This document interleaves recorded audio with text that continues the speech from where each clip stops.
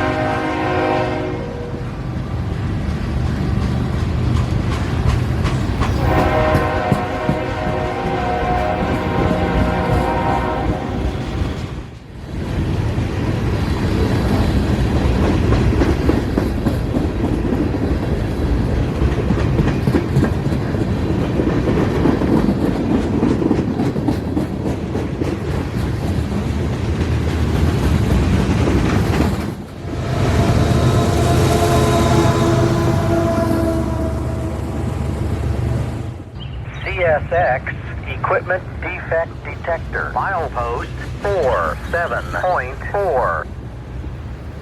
No defects. No defects. Total axle 624. End of transmission. Right on 515's markers would be M203, which was supposed to come through here just a few minutes after 515 had passed. But something unexpected would happen at North Jonah where the train would have to come to a stop and be delayed for about 30 minutes, which I'll explain briefly in a minute.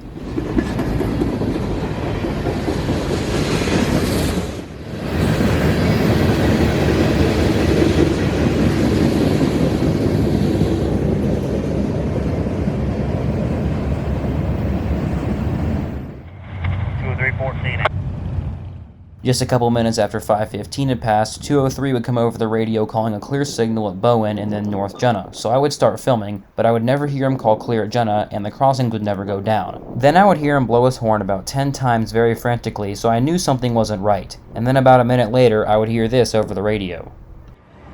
CSX, AC, dispatcher, Jacksonville, answer, over. M203-14, AC. AC dispatcher is an M203-14, over. Yeah, we had to stop here at Jonah, milepost 48.7. There's two people on the tracks with shopping carts, and we know we hit the shopping cart. We don't know if we hit the person or not. We're going to have to go back here and check it out. Over. Okay, at the OWA 40.7, there were, what, kids, is it, with shopping carts on the track, over? That's right. We've come around the curve, and there's two guys that had shopping carts, and they were trying to get them off the track when we got there. And I don't think we hit the person, but we did hit the buggy, so we didn't know if anybody was injured or not. So I didn't go into emergency, but we did stop here at North Jonah so we could check it out. Okay. The conversation would continue on, and the conductor would hop off the lead locomotive and walk back to where they had hit the shopping cart. Once he got back there, he said the people that had the shopping carts had already left, and all that he found was the destroyed shopping cart that the train had hit. So once he found out that everything was okay, he would come back up to the lead locomotive and they'd be on their way south again.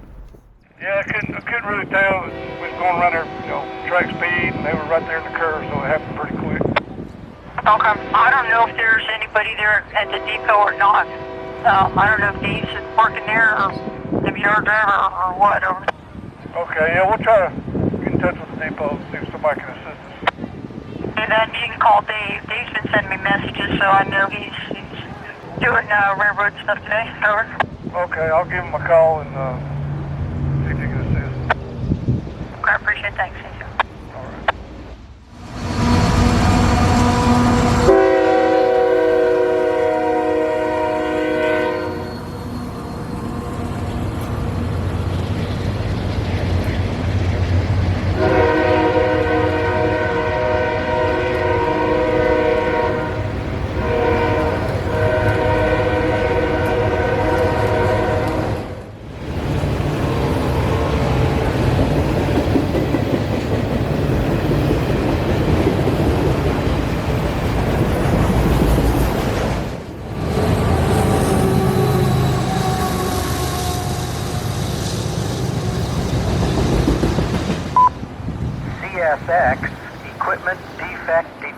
Milepost 47.4. No defects.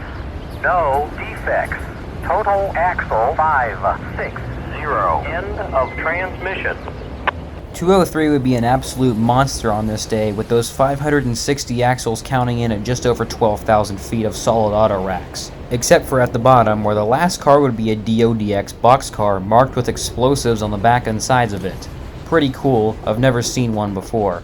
If any of you saw this same boxcar on this same train and found out what was inside of it, I would really like to know, so feel free to write it down in the comments. But after 203 passed, we would have to be on the move quickly again, as there was a G440 coming down the Etowah sub, but taking a KNA/WNAY onto the WNA sub to head north for Evansville, Indiana, and he was already at the Y at this time, so after 203 passed, I would pack up my stuff as quickly as I could and hop into the car and drive about a half mile north to catch him at the Porter Street overpass.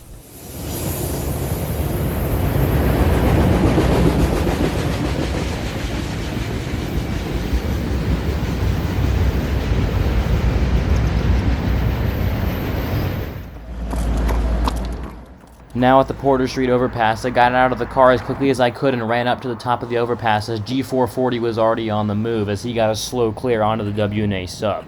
On this day, 440's conductor would be the well-known David Weathers, as most of the WNA rail fans call him the Weatherman.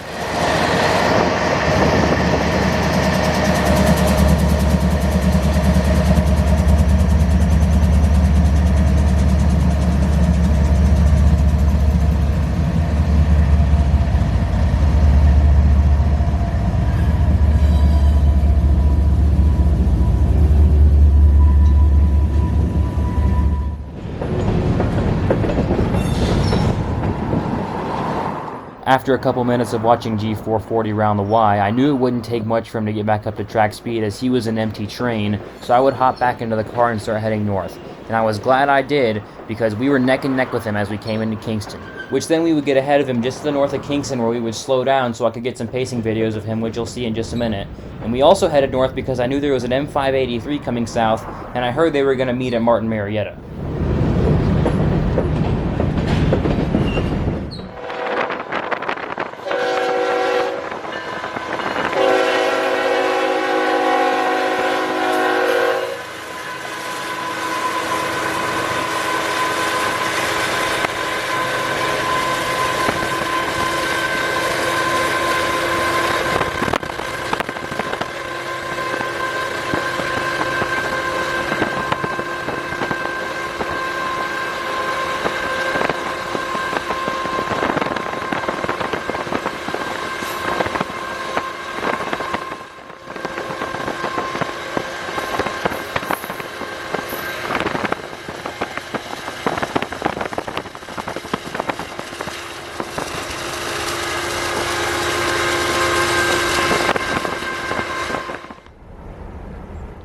We are now at the south end of Martin, Marietta at Jarrett Loop Road Northwest for G440. He would be coming in on an approach as M583 hadn't made it to the north end of Martin, Marietta yet, which meant he would have to slow down and come to a stop until 583 had cleared the switch at the north end.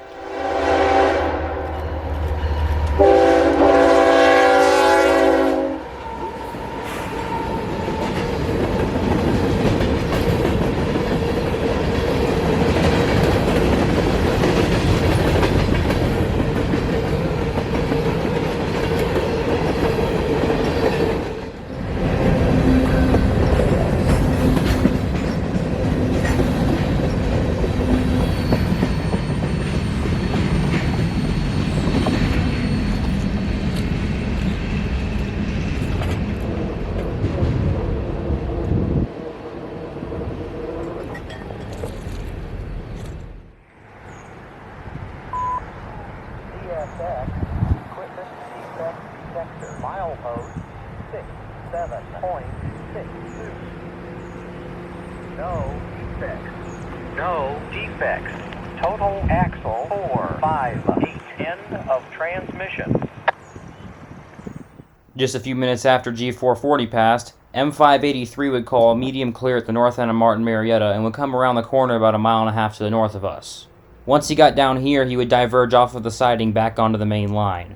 This is something that I've wanted to see for a while now, either a train going into the siding here or a train coming out of the siding here. And on this day, it would just so happen that one of those things would occur. Thanks, Jimmy. We're still looking.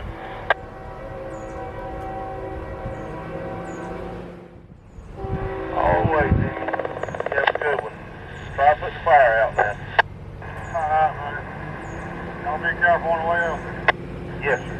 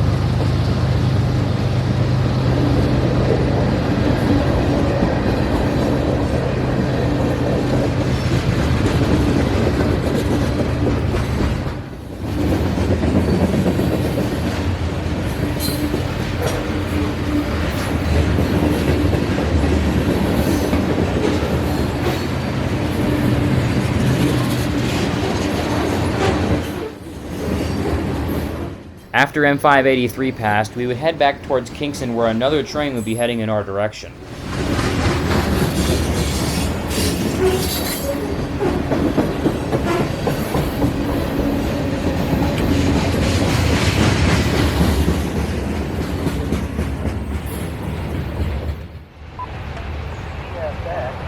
Equipment defect detector. Milepost 67.62.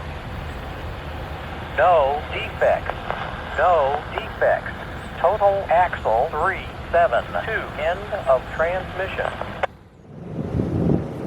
Coming into Kingston, we would be greeted by an advance approach signal at the north end of Kingston siding, and then about 20 minutes it would improve to a high green. Just a few minutes after that, we would hear the sound of a distant K5HL to the south of us coming into town. The train that we would be waiting on would be another northbound empty grain train, this one being G316, coming out of Rockmart, Georgia off of the Cartersville subdivision up to Evansville, Indiana. Now at some point, I really want to chase one of these grain trains, either north out of Rockmart, or catching it somewhere north of Cartersville on the WNA and following it into Rockmart.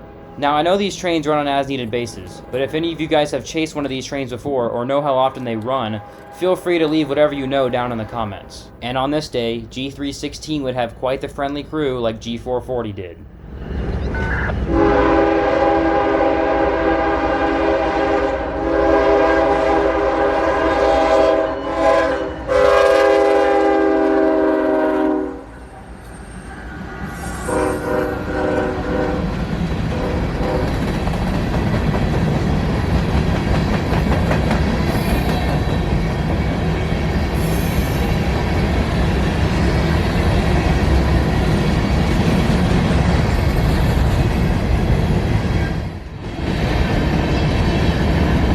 After G316 passed us here in Kingston, we would head back north to Adairsville as two more trains had entered the picture.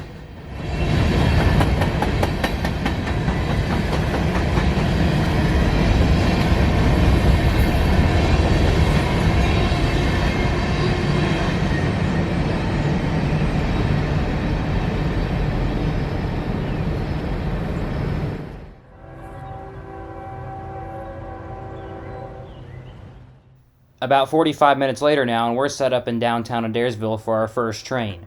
This one being a southbound, which would be another grain train. This grain train being G303, out of Columbus, Ohio, down to Comer, Georgia, off of the Abbeville subdivision. 303 would only be given an approach at the north end of Martin, Marietta, as a second train being a northbound was going into the siding at Martin, Marietta at this time. During the time that I was out here on this day, Martin, Marietta would be used on 3 different occasions for 3 different meets. The first meet would happen when I was down in Cartersville earlier in the morning, the second one being between M583 and G440, and the third one being between this G303 and the northbound that was going into the siding that I had not figured out the symbol of yet. This was kind of crazy to me, as there has been times that I have came out here and the rails for the siding at Martin, Marietta had been completely rusted over as they hadn't been used in many days. But on this day, it was the complete opposite. Those rails were very shiny.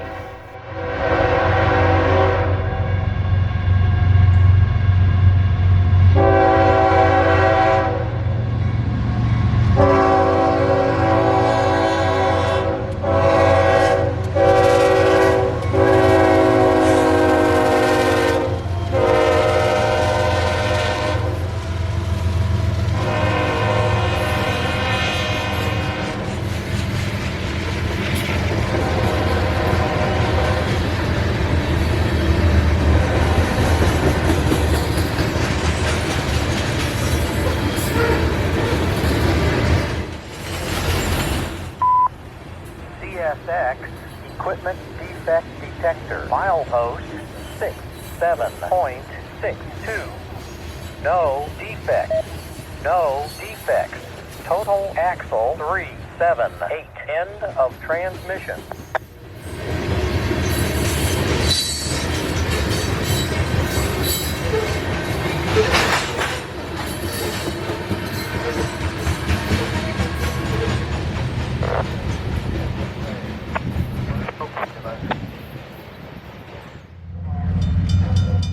The AC dispatcher would be on point on this day, as the meet at Martin Marietta would be flawless, where no trains would have to stop and wait on the other one.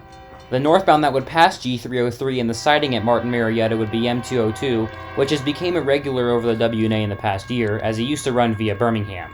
202 is solid auto racks that runs out of Baldwin, Florida up to Osborne Yard in Louisville, Kentucky.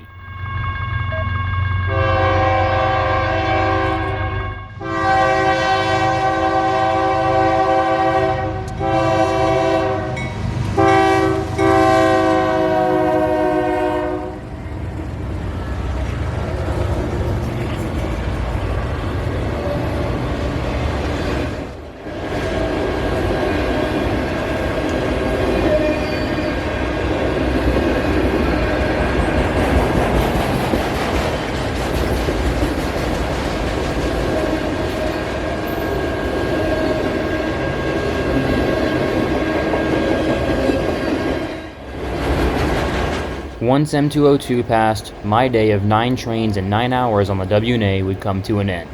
And all I can say is, wow, what an amazing day this was. And I hope you all enjoyed this video.